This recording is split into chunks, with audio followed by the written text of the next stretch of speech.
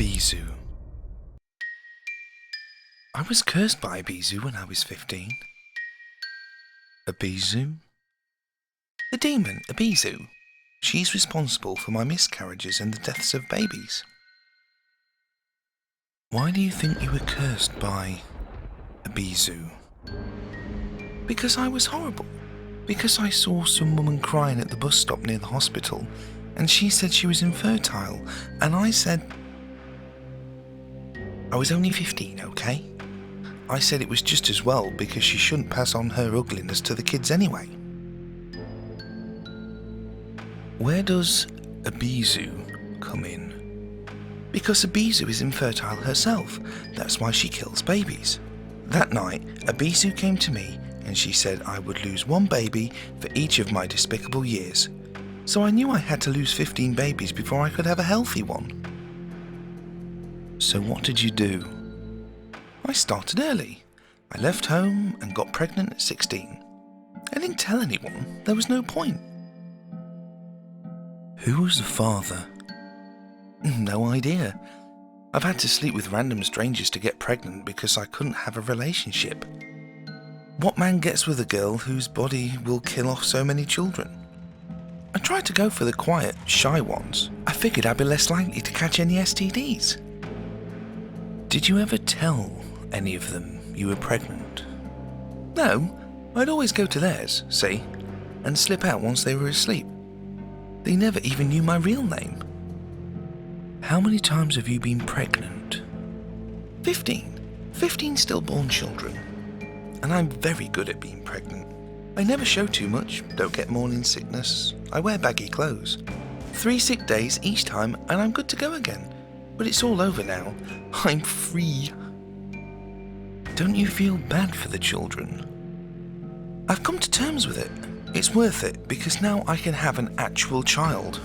I've met a great guy, actually. He's going to make a perfect father. Do you know why we're questioning you? Probably something to do with my new busybody neighbour.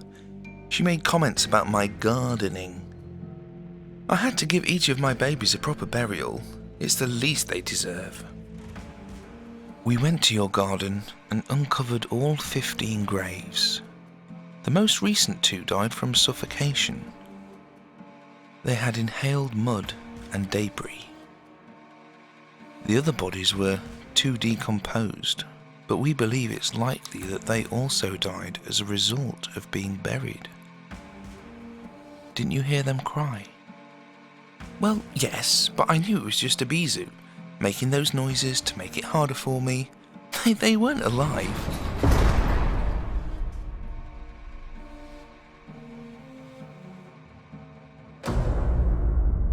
I love my dolly.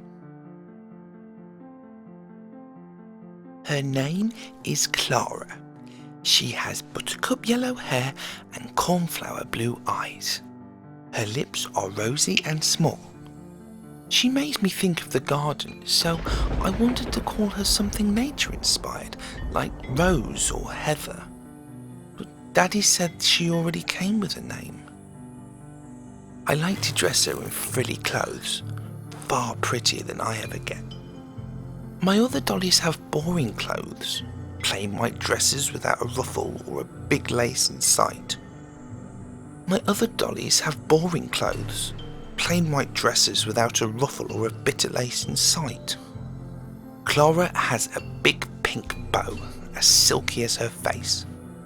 We have tea parties with my other dollies, but they're not as pretty as my main dolly. I pour the tea for them all from my little plastic pot, but they can't drink it. I pass around biscuits and tiny little cakes, but of course they can't eat those, so I just eat them myself.